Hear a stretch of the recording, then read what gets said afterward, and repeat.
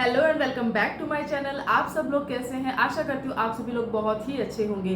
तो आज मैं आप सबके सामने आई हूँ एमपी जुडिशरी के ऑफिशियल गजट को यहाँ पे डिस्कस करने के लिए।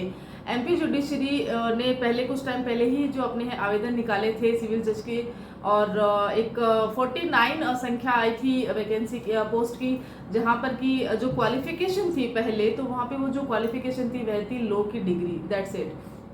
उसके बाद में उसने कुछ भी नहीं मांगा था और जो फॉर्म्स हैं वो सबमिट हो गए थे।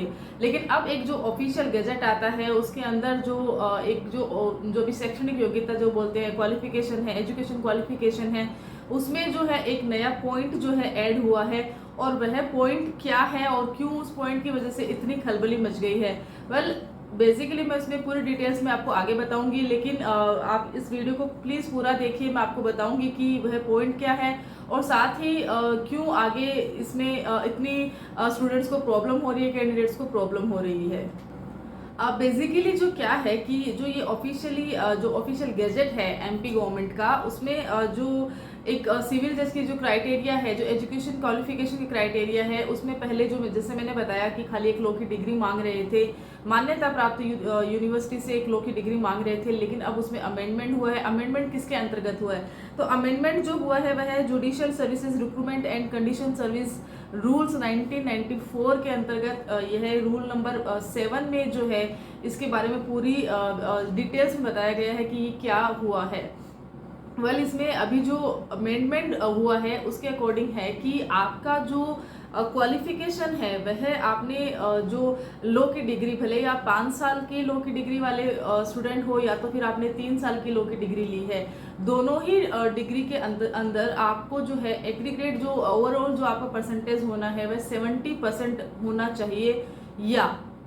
या इसमें बताया गया है या तो आप 70% वाले आउटस्टैंडिंग एक स्टूडेंट की गिनती में अगर आप आ रहे हो, 70% वाले स्टूडेंट आप हो, या तो फिर अगर आपने 3 साल की वकालत का एक्सपीरियंस यहाँ पे लिया है, तभी आप जो है सिविल जज की इस वैकेंसी के लिए, इस पोस्ट के लिए जो है एलिजिबल हो, अदरवाइज आप एलिजिबल नहीं हो।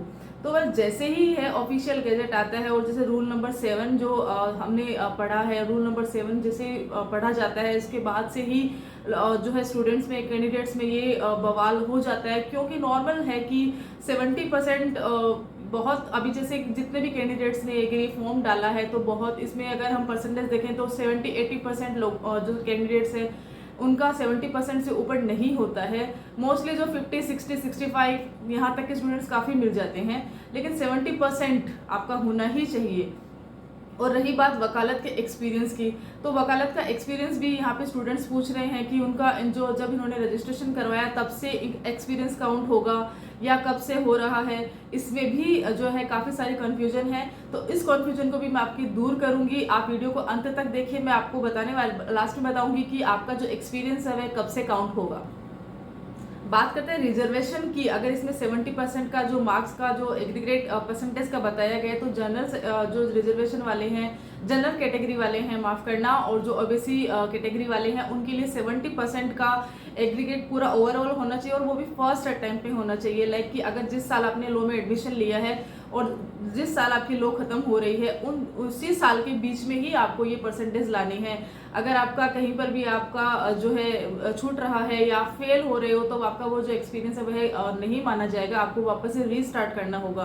तो फर्स्ट अटेम्प्ट भी यहाँ पे करना है। दूसरा है जो रिजर्वेशन कैटेगरी होती है, लाइक SC ST, उनको जो है 50% मार्क्स, 50% मार्क्स एग्रीगेट जो आपका पूरा ओवरऑल हो रहा है वह जरूरी है। तो देखा जाए तो जनरल कैटेगरी और SC ST दोनों के लिए ही जो है काफ़ी मुश्किल एक जो है क्राइटेरिया बता दिया गया है। अब इसमें आगे क्या होगा, और हाँ, ये तो दोनों के एजुकेशन क्वालिफिकेशन का है, और जो ये एक्सपीरियंस का है, एक्सपीरियंस SC ST और जनरल OBC सभी के लिए सेम है। सभी के लिए ही 3 साल का एक्सपीरियंस यहाँ पे बताया गया है। अच्छा, जैसे ही अभी जैसे कुछ कैंडिडेट है जिनकी 70% मार्क्स अबव है या 70% है, उनके लिए इतनी चिंता की बात नहीं है। लेकिन अगर किसी के 69% भी है और उन्होंने वकालत का एक्सपीरियंस भी नहीं लिया, तो वो भी इक्वल है जिसके कि 50% है। वेल इसमें बात करते हैं एक्सपीरियंस की, वकालत के एक्सपीरियंस की, तो इसको मैंडेटरी बोला गया है। अब बात करते हैं, काफ़ी स्टूडेंट्स का एक क्वेश्चन आ रहा है कि जो एक्सपीरियंस है वह कब से होगा। तो जैसे ही आप लॉ करते हो, आपके पास लॉ की डिग्री आपको मिलती है, उसके बाद में जो आप है स्टेट बार से अपना रजिस्ट्रेशन करवाते हो, तो आपको कुछ लोग बताते हैं कि रजिस्ट्रेशन के डेट से जो है आपका एक्सपीरियंस गेन होता है, बट ऐसा नहीं है। एक्सपीरियंस गेन आपका तब होगा जब आप रजिस्ट्रेशन होने के बाद आप डिस्ट्रिक्ट आपकी जिस भी डिस्ट्रिक्ट बार में आप अपना रजिस्ट्रेशन वहाँ पे एनरोल करवाते हो, एज एन एडवोकेट आप प्रैक्टिस में जाते हो, तब से उस डेट से आपका जो है एक्सपीरियंस गेन होगा।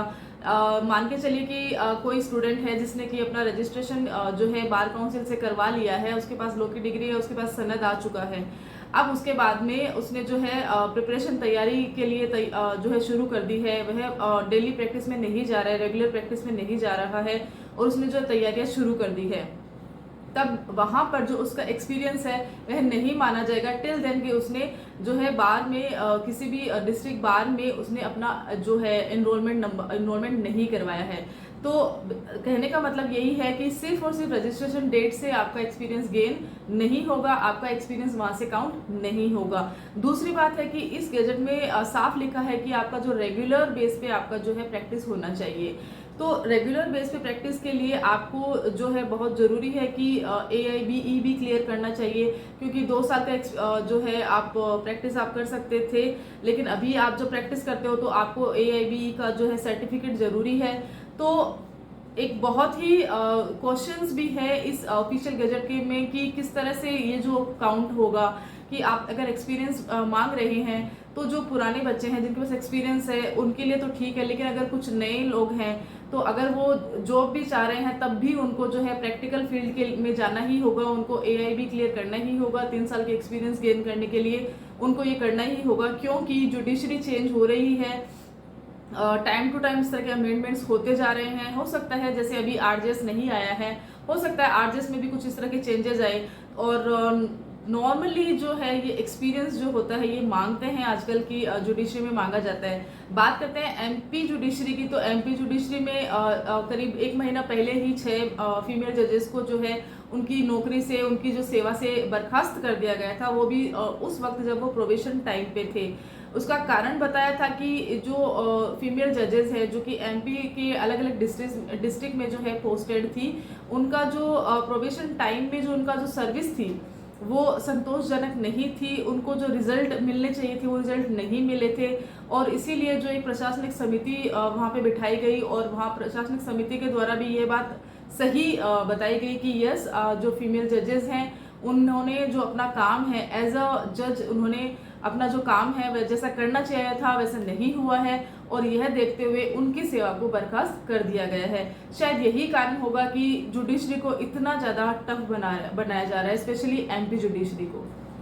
सो लास्टली अब इसका सॉल्यूशन क्या है, अब इसका सॉल्यूशन क्या हो सकता है? अभी फिलहाल इसका सॉल्यूशन यही है कि कैंडिडेट्स जो है अपने एक यूनिटी बना के जो है हाई कोर्ट्स में अपनी रिट फाइल कर सकते हैं।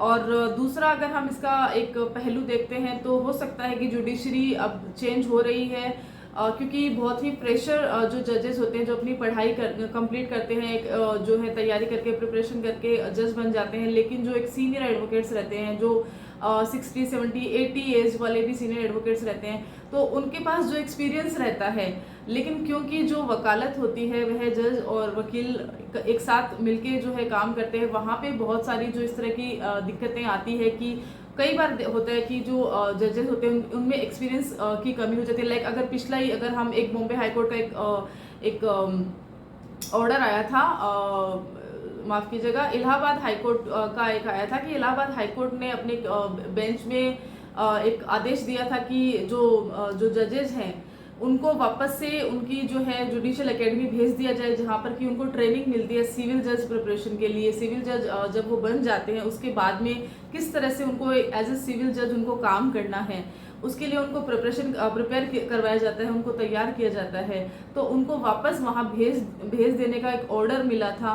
तो इस तरह से काफ़ी सारे ऑर्डर आ रहे हैं, काफ़ी सारी चीज़ें हो रही है। सो शायद यह भी एक कारण होगा बट जो भी हो, इस तरह से अचानक से जो स्टूडेंट्स के साथ होता है, और वो भी 70% मार्क्स, जो कि इजी नहीं है। अगर हम देखते हैं तो बहुत ही कम होता है 70% मार्क्स। तो अगर हम देखते हैं कि 50% का 50 स्टूडेंट्स की संख्या में हो सकता है कि 5 ही स्टूडेंट्स ऐसे हो जो 70% वाले होते हैं। बाकी 65 में आपको बहुत सारे स्टूडेंट मिल सकते हैं, लेकिन 70 वाले बहुत ही कम मिलेंगे, स्पेशली लो में, क्योंकि लो की पढ़ाई ज़रूरी नहीं कि हर जो है कॉलेज बहुत ही टॉप की कॉलेज होती है। तो यहाँ पे बहुत सारी तैयारी करके जो है कोचिंग में बच्चे तैयारी करते हैं, लेकिन अब ज़रूरी हो गया कि उनको लो की पढ़ाई भी पूरी कोचिंग करके, पूरी तैयारी करके और वैसे ही करनी होगी। तो खैर, जो भी है इस पे आगे क्या होता है उसके मैं आपको अपडेट करूंगी। फिलहाल के लिए यही है। तो जैसा कि मैंने आपको बताया है कि ऑफिशियल गजट के बारे में बता दिया है, साथ ही आपका एक्सपीरियंस भी किस किस दिन से काउंट होगा वह भी मैंने बता दिया गया है। और अगर फिर भी आप कुछ जानना चाहते हो, अगर कुछ छूट रहा है, तो आप कमेंट बॉक्स में मुझे पूछ सकते हैं, मैं आपको बता दूंगी। तो और अगर आप मेरे चैनल पे नए आए हो तो प्लीज़ इस चैनल को सब्सक्राइब कर लीजिए। यहाँ मैं आपको बहुत ही सही तरीके से, बहुत ऑथेंटिक वे में आपको पूरी जो डिटेल्स में आपको जो है ये पूरी जानकारी दूंगी। So thank you so much.